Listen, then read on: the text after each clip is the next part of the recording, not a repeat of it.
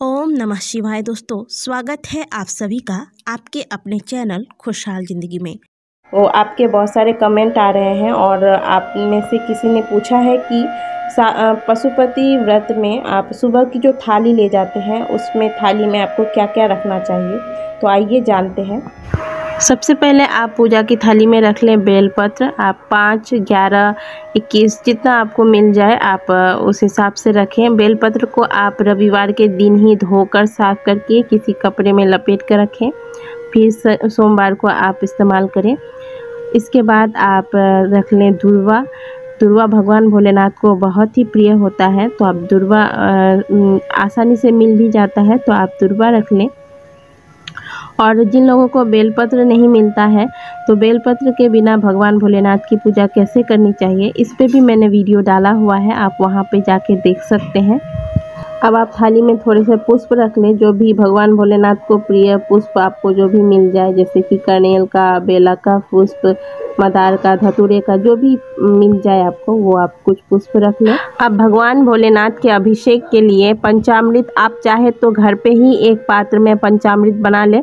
5 चीज़ें एक साथ मिला के, कच्चा दूध, दही, मधु, शक्कर, घी मिलाकर आप एक ही पात्र में बनाकर ले जा सकते हैं। नहीं तो अगर आप चाहे तो अलग अलग भी ले सकते हैं। दोस्तों, बहुत बार ऐसा हो जाता है कि पंचामृत की सारी चीज़ें मतलब 5 चीज़ें आप जुटा नहीं पा रहे, नहीं मिल पाता है।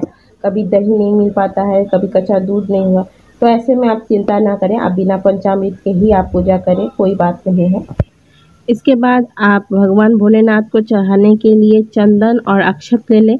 अक्षत जो आप लें इसका ध्यान रखें कि ये अक्षत के चावल टूटे हुए ना हो। और आप कर्पूर ले लें, कर्पूर से भगवान की आरती अवश्य करें। और आप चाहें तो दिया भी ले सकते हैं, लेकिन हम सुबह को दिया नहीं जलाते, शाम को हम दिया जलाने वाले हैं पशुपति व्रत में। और या फिर सोमवार का भी व्रत हो तो शाम को ही दिया जलाया जाता है, सुबह को कर्पूर से आरती कर लें।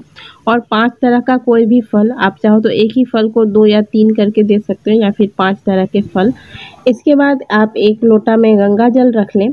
और शिव भगवान की पूजा में कभी भी घर से पानी भरकर नहीं ले जाना चाहिए, तो आप मंदिर में जो पानी की व्यवस्था रहती है आप वहीं से पानी लेकर पूजा करें। तो बस बिल्कुल साधारण सा पूजा का थाली हमको सजाना है और इसी से आपको भगवान भोलेनाथ की पूजा करनी है। इसके अलावा आप भोलेनाथ को चढ़ाने की जो चीज़ें होती हैं, जैसे भांग, धतूरा और भी बहुत सारी चीज़ें होती हैं, जनेऊ वगैरह, आप चाहें तो आप ये सब चीज़ें चढ़ा सकते हैं, लेकिन ऐसी कोई विशेष आवश्यकता नहीं होती है इन चीज़ों की। महाशिवरात्रि में आप अगर पूजा करते हैं तो उन सब चीज़ों की विशेष आवश्यकता होती है, लेकिन आपको सावन में आप भगवान भोलेनाथ को रोज़ ही जल चढ़ाते हैं, तो आप रोज़ पूजा करने जाओगे तो रोज़ आप जनेऊ वगैरह नहीं ले जा सकते हैं, ऐसी कोई ज़रूरी नहीं होती है। और इसके बाद आप पशुपति व्रत में भी जनेऊ वगैरह का कोई ज़रूरत नहीं होता है, तो इन सारी चीज़ों का ज़रूरत नहीं है यहाँ पे।